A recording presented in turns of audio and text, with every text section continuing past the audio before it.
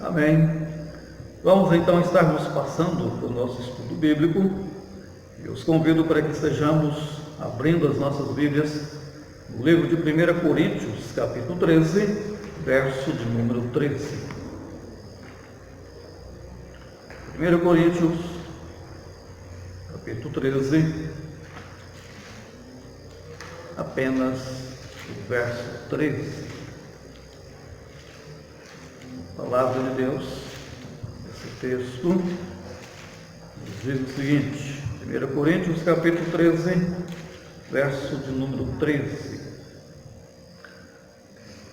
Vamos encontrar em nossas casas, 1 Coríntios 13, verso 13. Agora, pois, permanece a fé, a esperança e o amor. Estes três, porém, o maior destes é o amor. Amém. Mais uma vez orando, Pai amado, Deus querido, encontramos na Tua presença. Estamos, ó Pai, nesse instante com o texto aberto e clamamos ao Senhor para que esteja falando aos nossos corações. Olha, ó Pai, no coração de cada irmã, de cada irmão, de cada um que ouvir esse estudo bíblico, esteja, Deus, assim trabalhando em suas vidas, nos edificando e carecemos, ó Pai, dia a dia da Tua palavra, alimentar dela, para que vivamos de maneira espiritual, de uma forma desperta e não dormindo naquilo que é espiritual. Ó Deus, abençoa o Teu povo. Oramos assim em nome de Jesus. Amém. Oitava chave.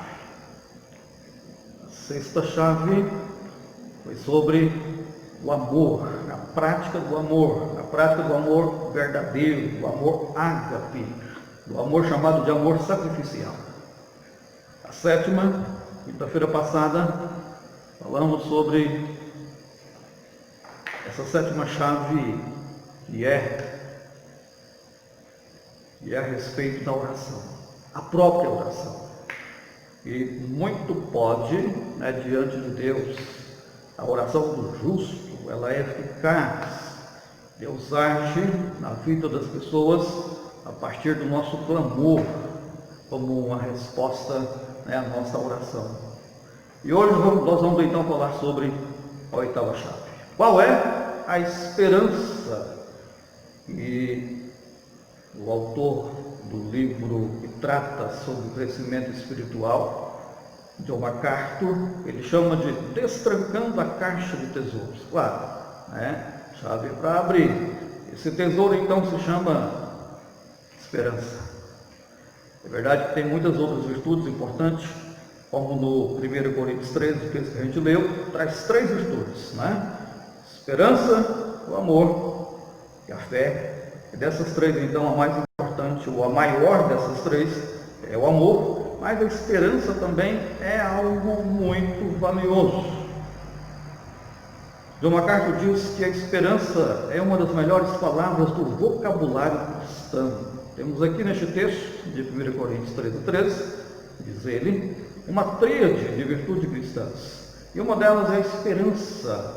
Alguém já percebeu que em todas as cartas paulinas, ele não deixa de falar sobre essa chamada então de tríade paulina, que é fé, esperança e amor. Gente, essas três virtudes na vida do cristão são valiosíssimas. Não tem como haver cristão verdadeiro se ele não praticar, se ele não viver, se ele não exercer essas três virtudes, que é a fé, a esperança e o amor.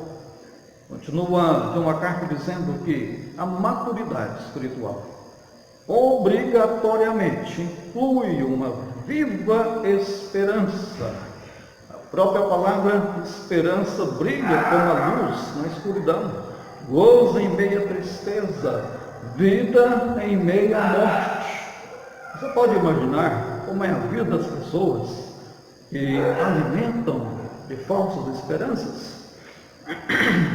Ou então, aquelas que na verdade perderam a esperança. Quando alguém perde a esperança, a gente chama aquela pessoa de desesperado. Ele não tem esperança. Ele entrou então numa situação de completa incerteza, de loucura na vida dele. A esperança, então, ela é necessária no coração do ser humano. A esperança é necessária na vida cristã. Nós temos no livro de Jó, capítulo 27, verso 8. Esse estudo de hoje nós estaremos lendo diversos textos. Então pode ir preparando aí para a gente dar uma rodada aí na Bíblia, tá? João capítulo 27, verso 8. João capítulo 27, verso número 8 diz: Por qual será a esperança do ímpio quando lhe for cortada a vida? Quando Deus lhe arrancar a alma? Vou até ler de novo. Por quê? Qual será a esperança do ímpio quando lhe for cortada a vida? Quando Deus lhe arrancar a alma? Nenhuma, não tem esperança. Aquele que vive uma vida de qualquer jeito e que não serve a Deus, pelo menos a maioria, né, que não tem aquela tentativa de negar que Deus existe, né, são negacionistas que Deus existe, esse é o ateu. Não tem tanta gente ateia assim. Sabemos que aqueles que vivem a vida ímpia, muitos deles creem que Deus existe, mas porém não tem nenhuma esperança em Deus. A esperança de alguns é amontoar algumas pratas, alguns ouros, ou vamos dizer assim, ter uma vida bem sucedida financeiramente, ter uma vida bem sucedida na carreira profissional, e são as únicas esperanças imensas que ele tem. E aí então, morrendo, qual a esperança que lhe sobra?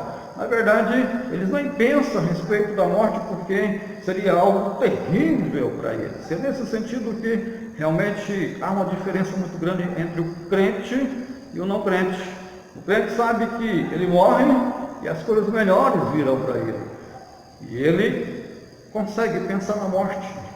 Graças a Deus, os crentes têm condição de não ter medo da morte, mas porém aquele que não tem Jesus, que não vive para Deus, realmente não tem como alimentar esperanças para o futuro, esperança para o pós-morte, esperança de algo melhor do que essa vida aqui na terra, onde um pequeno vírus invisível, né, acaba arrebentando economicamente não um país só, mas o mundo todo, e trazendo um tremendo medo na vida das pessoas.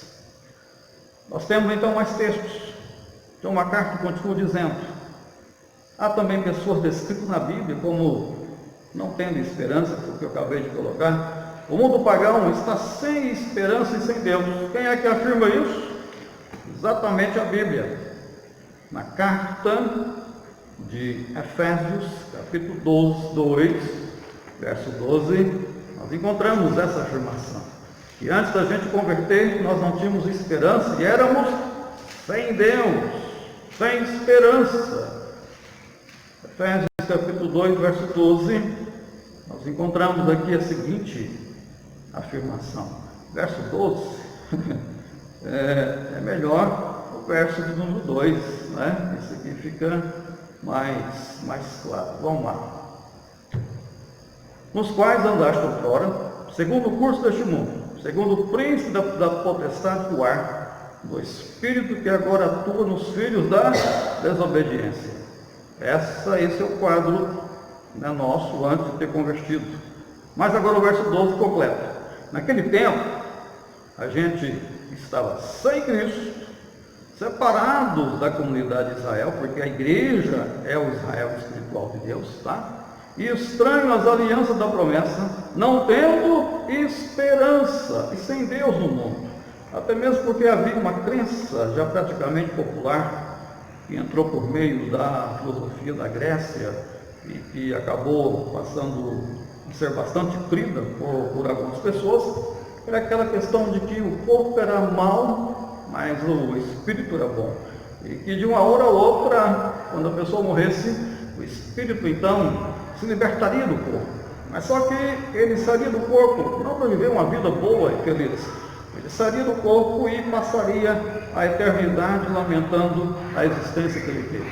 A misericórdia, isso realmente não é esperança, isso é um pesadelo, né? Não é esperança, é um pesadelo. Sobre isso, então, John MacArthur diz: alguns acreditavam que a alma, temporariamente prisioneira do corpo, um dia iria relutantemente embora através de um último sopro de vida ou através de uma ferida aberta. Então a alma entraria no Hades, último sopro de vida, ou através, ou melhor, entraria então no Hades, que literalmente significa sepultura, mas a gente sabe também que significa inferno, o mundo das trevas, e passaria o resto da sua eternidade lamentando a existência sem conforto algum. Graças a Deus nós temos esperança, não somos então como esse tipo de pensamento lá que havia no tempo de Paulo da filosofia grega, né? Uma das alas veio a pensar dessa maneira. Vamos dizer assim, algumas das escolas que vieram dos grandes filósofos. Romanos 8, 24. Um texto maravilhoso. Vamos lá. Abre aí na sua Bíblia. Livro de Romanos, capítulo 8, verso número 24. Realmente hoje são vários textos.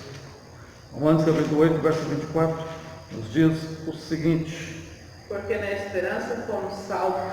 Ora, esperança que se vê não é esperança, pois o que alguém vê, como espera? Olha só que interessante. Aqui está dizendo que a esperança, ela vai além daquilo que a gente vê. Ela não é aquilo que a gente vê. Isso não seria esperança. Isso também não seria andar por fé ou ter esperança.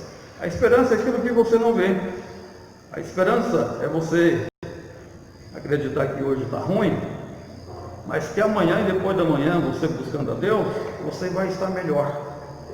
E até mesmo também as coisas em nossa volta podem estar melhor. A esperança, você não está vendo isso, mas está crendo o que pode acontecer. Mas principalmente a esperança que a Bíblia trata, não é essa esperança terrena, mas a esperança que a gente tem após a morte, o porvir. A esperança que realmente grande parte da população não tem. A esperança que após a morte nós temos algo maravilhoso, melhor do que o que nós temos aqui nos aguardando. Nós temos uma herança em Cristo. Nós não somos cidadãos da terra, nós somos cidadãos dos céus. Isso é algo então maravilhoso. E essas coisas ninguém vê. Alguém já viu o céu? Nós temos apenas João, né? Nós temos apenas João que teve esse privilégio. Qual João que eu estou falando? João que escreveu o Apocalipse. O apóstolo João, ele viu então a Nova Jerusalém, aquela cidade maravilhosa. Apesar que ali, né, ela é simbólica, toda aquela questão do ouro, da pedra de jaspe, né, os muros, tudo muito bonito. Aquilo ali é simbólico, mas aponta para algo realmente maravilhoso que nós teremos após a nossa partida e a volta de Jesus. Irmãos queridos, vamos então para alguns tópicos sobre a esperança. Vamos olhar então a respeito de como ela se manifesta na Bíblia. Conte as maneiras, assim diz John MacArthur. Vamos ver algumas das declarações gerais. Primeiro, a Bíblia diz que a nossa esperança tem que ser em Deus e somente nele. Irmãos queridos, não botemos de forma alguma a nossa esperança em homens. Deus pode até usar homens para trazer momentos melhores na raça humana, e já usou. Deus pode usar reis, presidentes, deputados para fazer algo de bom e melhorar a situação do país, mas mesmo assim a nossa esperança não pode estar nesses homens. A nossa esperança deve estar em Deus, é nele, e sabendo então assim que ele pode usar sim pessoas para esse fim, para um fim positivo. A nossa esperança então deve estar primeiramente em Deus. Esse é o único lugar seguro da esperança. Salmos 43, verso 5 nos faz essa afirmação, né? Nós então devemos ter a esperança firmada em Deus, e a nossa esperança firmada em Deus, essa sim vai trazer benefícios bons, vai trazer consequências positivas para o nosso coração, para a nossa mente e para aqueles que estão à nossa volta.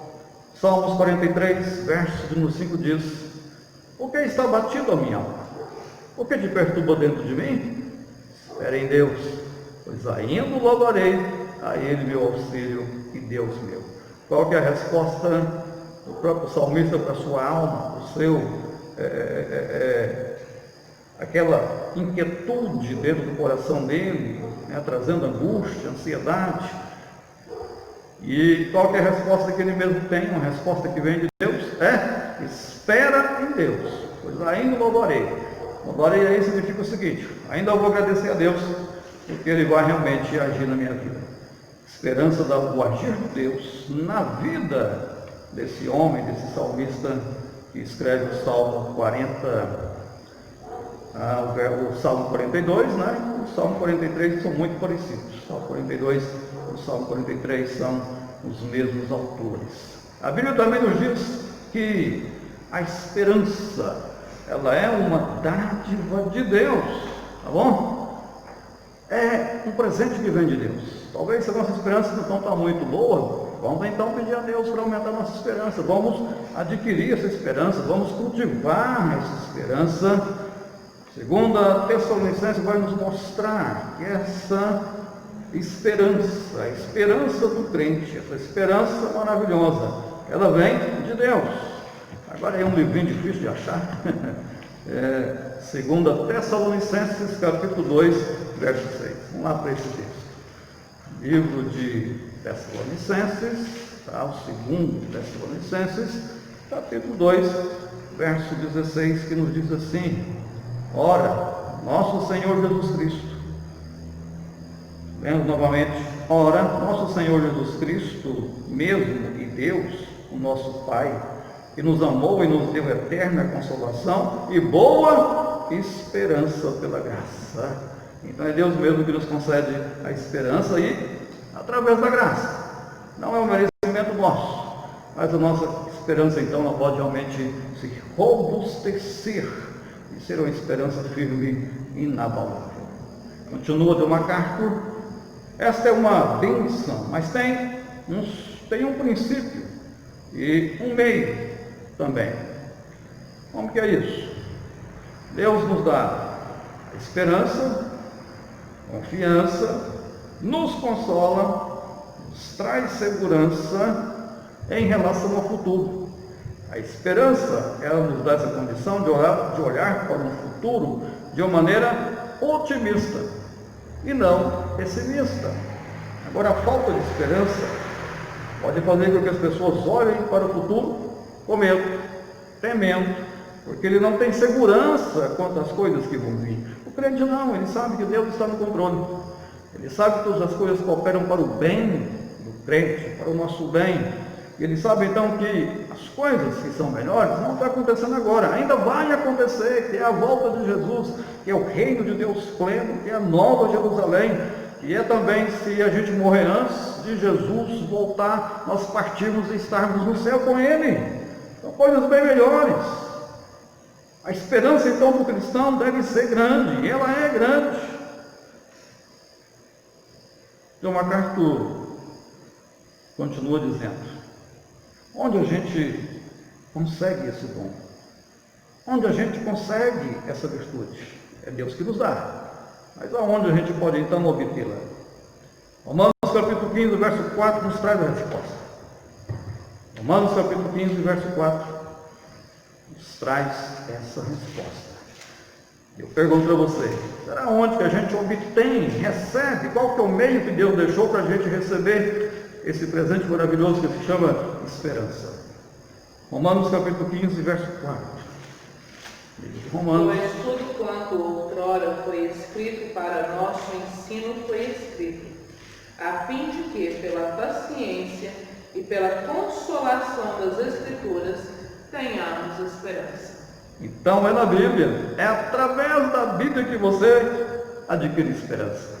No passado você vai ver muitas aplicações aqui mesmo para a terra, né? Muitas aplicações daqueles homens e mulheres que morreram ou que viveram no passado, onde essa história foi escrita para o nosso consolo, né? Para nos animar, para nos dar motivação para viver a vida cristã. E observemos a quantidade de situações que nos traz esperança do agir de Deus aqui mesmo na terra.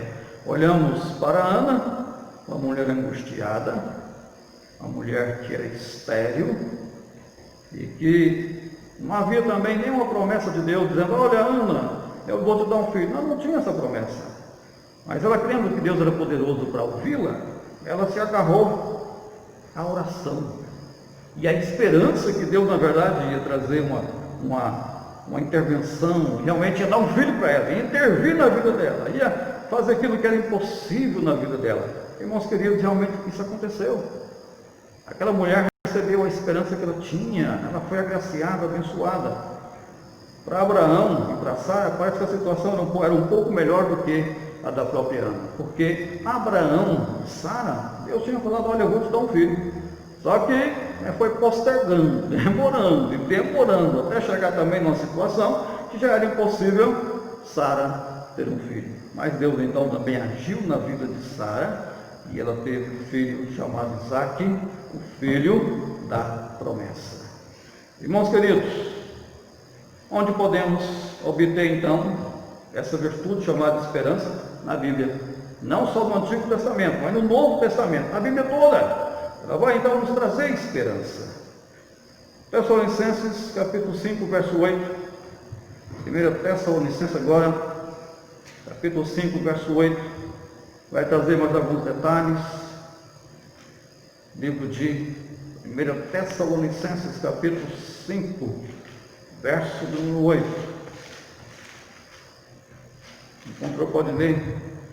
Nós, porém, que somos do dia, sejamos sóbrios, revestindo-nos da couraça da fé e do amor, e tomando como capacete a esperança da salvação.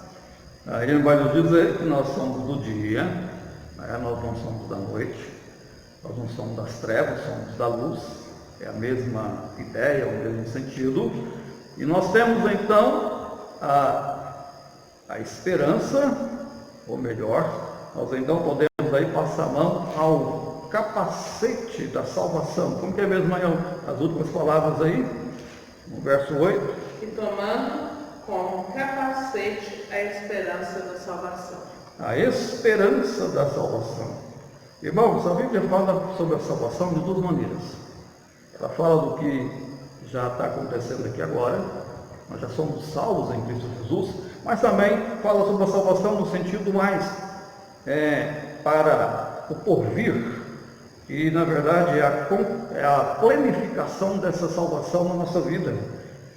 E aqui nós estamos tratando sobre essa questão, dessa esperança que nós temos no completar, no planificar da nossa salvação, que vai acontecer então na volta de Jesus, naquele momento então que a gente recebe a coroa, aquele momento então que a gente tem o corpo glorificado. É nesse sentido, nesse sentido então, a gente carrega aí uma esperança da salvação, a esperança das próximas bênçãos da salvação, onde uma delas é entrar na nova Jerusalém, a cidade celestial, a cidade do ouro, da prata, do diamante e assim por diante. O autor John MacArthur diz mais: a esperança tem que ser contínua. Algo interessante isso aí. A esperança não é eu tenho esperança e amanhã eu não tenho.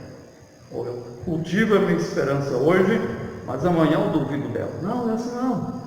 Nós temos de permanecer nas palavras de Cristo. Temos de viver a palavra de Deus. E temos de dia a dia renovar essa esperança. Dia a dia viver essa esperança. Vamos então para o tópico 2. Diz o seguinte: a esperança do crente no dia a dia. A esperança é um tema bem extenso. E ela percorre toda a Bíblia, desde Gênesis a Apocalipse.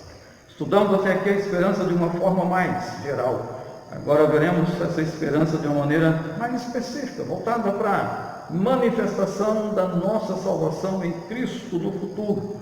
No futuro, mas a gente vivendo isso agora, vivendo essa esperança agora. Quanto a isso, então, nós temos a afirmação que a esperança do crente, ela é garantida pelo ato da gente permanecer em Cristo, permanecer na palavra de Cristo. Estão lembrados daquele texto muito bonito? E conhecereis a verdade vos libertará. Antes desta afirmação, Jesus vai dizer que para isso acontecer, para haver essa libertação, a pessoa tem então de permanecer na palavra dele. Isso nós vamos então ver no livro de João, Evangelho de João, capítulo 8, verso 31. Diz assim a palavra de Deus, João 8, 31. Disse, pois, Jesus aos judeus que haviam crido nele: se vós permanecerdes na minha palavra, sois verdadeiramente meus discípulos. Aí vem aquela pérola que a gente conhece, né? Verso 32. E conhecereis a verdade, e a verdade vos libertará. Só abrindo um parênteses aqui, porque que algumas vezes a libertação de algumas pessoas em questão de vício não acontece. Não acontece porque a pessoa não conseguiu permanecer na palavra de Deus. Se a palavra de Deus não permanecer na vida dele, não vai haver libertação, não. Isso está antes da afirmação de Jesus que conhece a verdade vai libertar. Até mesmo porque se você não tem conhecimento e permanência na palavra de Deus, não tem como haver essa libertação. E é nesse fato também da gente permanecer nas palavras de Deus que nós temos condições de aprofundar mais e chegar então a um conhecimento que nos liberta. A um conhecimento da verdade que nos liberta, tanto no sentido de entendimento, como também no sentido de relacionamento com a verdade, porque a verdade é o próprio Senhor Jesus. Relacionamento, vida com Jesus. Segunda afirmação, nossa esperança se cumpre à semelhança de Cristo. Então eu quero voltar um pouquinho aqui atrás a respeito dessa questão da nossa permanência em Cristo, nossa permanência na palavra do Senhor, é que a salvação, ela é iniciada e terminada por Cristo, por Deus. Mas nesse processo todo nós temos a nossa cooperação. Já foi, na verdade, decretada lá no início de tudo. Podemos até dizer assim, até mesmo antes da fundação do mundo, já estava então decretada a nossa salvação. Mas a salvação, ela é um processo do qual você tem participação. Ao ponto então que a Bíblia vai nos chamar de cooperadores de Deus. Nós temos essa cooperação. Existe uma parte então para que você faça. E essa parte é viver a palavra de Deus, é permanecer na palavra de Deus, é permanecer em Cristo. Temos diversos textos que vai nos ensinar isso. Judas, um livro muito pouco citado, muito pouco falado, só tem um capítulo lá, pequenininho, antes aí de Apocalipse. Judas, nós leremos o verso 21 e depois então o verso 24. Vamos lá. Livro de Judas, verso 21, verso de número 24. Guardai-vos no amor de Deus, esperando a misericórdia de nosso Senhor Jesus Cristo para a vida eterna. Ora, aquele que é poderoso para vos guardar de tropeços e para vos apresentar com exultação imaculados diante da sua glória. Muito bem. Então, o verso de número 21, ele aponta para nós a misericórdia do nosso Senhor Jesus. E o verso 24 vai dizer que é Deus que vai completar isso aí. É Deus que termina essa obra. Ele começa e termina. Ora, aquele que é poderoso para vos guardar do tropeço e para vos apresentar com exultação, alegria, júbilo, imaculados, limpos, santos, diante da glória de Cristo Jesus na volta dele. Irmãos queridos, tem mais uns outros textos que trabalham essa questão da gente permanecer, que existe a nossa cooperação na salvação, mas não vou estar lendo. Vamos então aqui para a segunda afirmação. Nossa esperança se cumpre à semelhança de Deus. O que a gente pode aprender com essa afirmação a respeito da esperança? É porque Cristo é o nosso parâmetro. Cristo, ele além de ter vencido, Cristo além de ter vencido a morte, ter vencido a Satanás, ter vencido o pecado, Ele faz também a nós vencedores também do pecado, da morte e de Satanás. Ele morre e ressuscita e tem um corpo novo. Novo não no sentido de ser um corpo diferente, vai ser o mesmo corpo glorificado, ressuscitado. E assim também vai ser a gente. Ele é santo e nós também somos santos hoje. Infelizmente ainda cometemos pecado, mas perante Deus somos santos em Cristo. E no futuro seremos de fato, de verdade, pessoalmente santos. Vejamos então essas verdades na carta de 1 João, ou melhor, vamos dar uma olhada primeiramente em Filipenses, capítulo 3, versos 20 e 21. Filipenses, capítulo 3, versos 20 e 21, nos diz então a seguinte afirmação: pois a nossa pátria está nos céus, de onde também aguardamos o Salvador, o Senhor Jesus Cristo. Então a nossa pátria está lá. A nossa pátria não é aqui na terra. Verso 21, o qual transformará o nosso corpo de humilhação para ser igual ao corpo da sua glória. De quem? O corpo de Cristo, segundo a eficácia do poder que ele tem de até subordinar a si todas as coisas. Temos também o livro de 1 João, capítulo 3, verso 2. 1 João, capítulo 3, verso 2.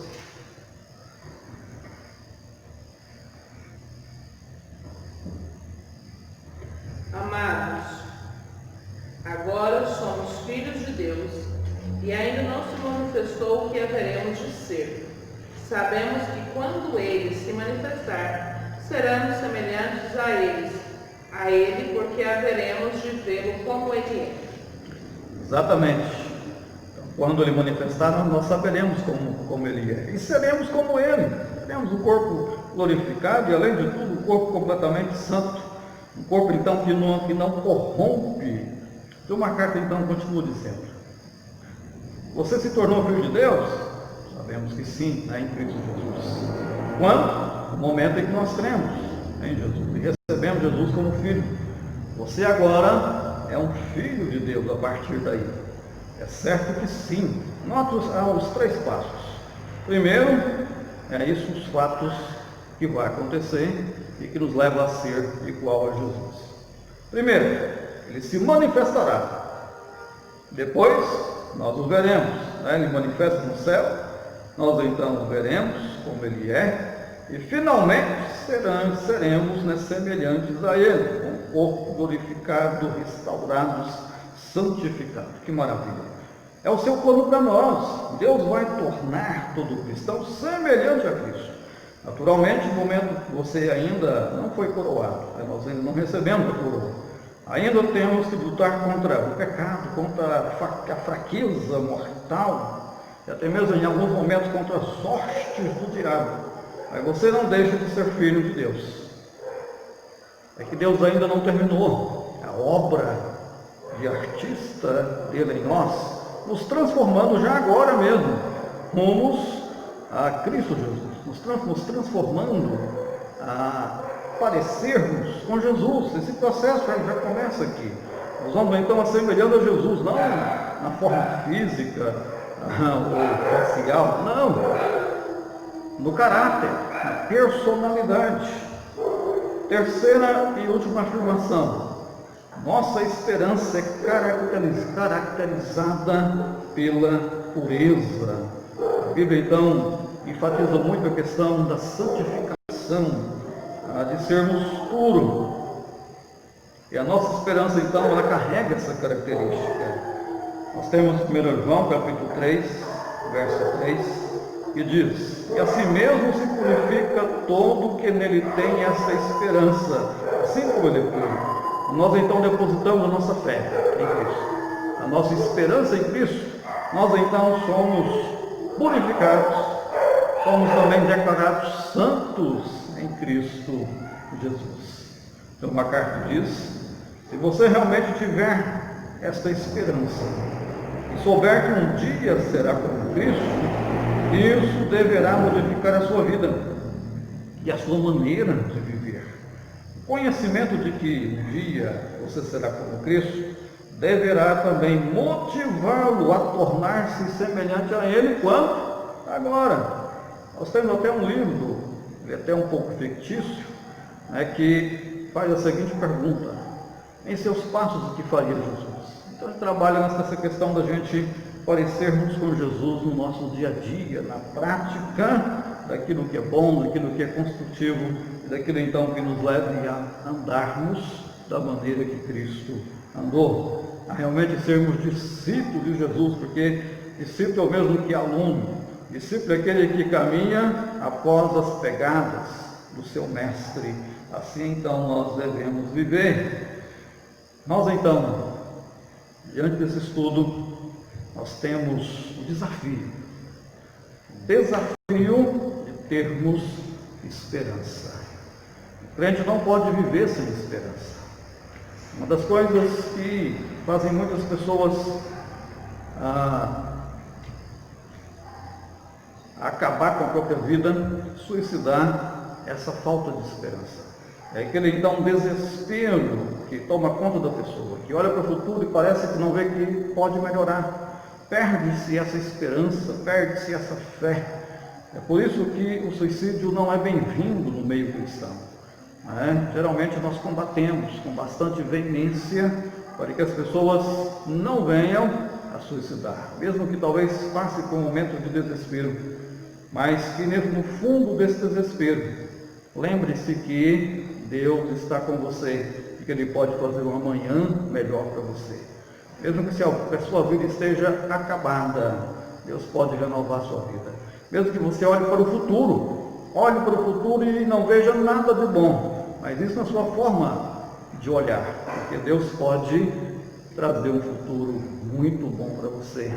Deus é o Deus então que quer que a gente tenha esperança, e não uma esperança qualquer, mas uma esperança firmada nele, e uma esperança que vai além desse mundo, uma esperança que vai além da morte, uma grande esperança. E nós então temos todas as promessas possíveis para que a gente tenha esperança. Então viva com alegria e viva crendo no agir de Deus e tenha esperança. Que Deus então esteja te abençoando, realmente te levando a viver a vida com esperança. Estaremos nesse instante orando com os irmãos. Lembremos de orar em favor daqueles pedidos que a gente tem colocado sempre no grupo da igreja. E façamos também o seguinte, irmãos, lembre de fazer culto doméstico durante a semana. Lembre de acompanhar a live na quinta-feira, domingo de manhã às 9 da manhã e depois domingo às 19h30. Oremos. Pai amado, Pai querido, muito obrigado por esse momento que passamos em Tua presença. E passamos, ó Deus, te louvando, te adorando, por meio até mesmo do ato do estudo bíblico, que é feito para a glória do Senhor, que é feito para o louvor do Senhor. Ó Deus, traga a nós esperança. Que o Teu povo, ó Pai amado, venha viver cheio de esperança, mesmo que muitas vezes, como diz a Tua palavra, mesmo que muitas vezes a vide não está dando o seu fruto, como a gente tem visto isso no sentido dessa pandemia, pessoas que perderam o serviço, que perderam fonte de renda, mas, ó Deus, mesmo assim sabemos que o Senhor é poderoso para cuidar do Teu povo. E nessa noite, ó Deus, eu clamo, cuide, ó Deus, principalmente do Teu povo, nessa situação na qual a gente vive, trazendo confiança, trazendo esperança diante desse caos, que a gente olha para o futuro, onde muitos temem uma grande recessão. Ó Deus, coloca no coração do Teu povo, não esse pessimismo, mas a esperança que nos traz o otimismo. Abençoe a cada um, precisamos do Senhor, oramos em nome de Jesus. Amém. Que Deus abençoe e até então domingo de manhã às 9 da manhã.